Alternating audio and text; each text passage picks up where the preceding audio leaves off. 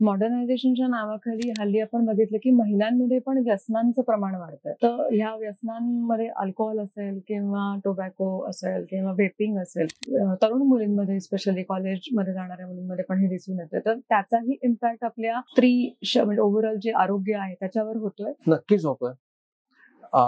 जे कुठल्याही प्रकारचं ऍडिक्शन हे आरोग्यासाठी चांगलं नाहीये हे आपल्याला कित्येक पिढ्या माहितीये, कित्येक वर्ष माहितीये आपल्याला, राईट. पूर्वी काय होत होतं, एक सोशल स्टिग्मा होता म्हणून म्हणा, किंवा तेवढ्या स्ट्रेस लेवल्स नव्हत्या म्हणून म्हणा, पण ह्या सगळ्याचं ऍडिक्शनचं प्रमाण महिलांमध्ये रिलेटिव्हली कमी होत, राईट. आता काय झालंय, जसं मॉडर्नायझेशन आलं, जसं सोशल चेंज झालाय, जशा मुली बाहेर पडायला लागलाय, तसं त्यांचे स्ट्रेस लेवल्स पण वाढले. प्रत्येक जण आपण आपला स्ट्रेस लेवल कमी करण्याकरता काही ना काहीतरी शोधत असतो.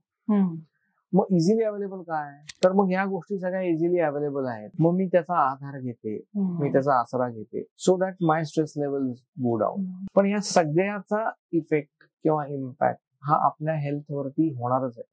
आणि हेल्थवरती जेव्हा आपण म्हणतो ना, त्यावेळेला आम्ही ऍज अ गायनेकॉलॉजिस्ट मी त्याच्याकडे दोन वेगवेगळ्या नजरेने बघतो. एक, effect on the overall health and effect on the reproductive health. होतं काय, बऱ्याच वेळेला आपण जनरल हेल्थ वरती खूप कॉन्सन्ट्रेट करतो, पण रिप्रोडक्टिव्ह हेल्थ वरती तेवढ्या प्रमाणामध्ये लक्ष दिलं जात नाही. ह्या सगळ्याचा परिणाम तुझ्या PCOS वरती होणार आहे, फर्टिलिटी वरती होणार आहे, मेन्स्ट्रुएशन वरती होणार आहे.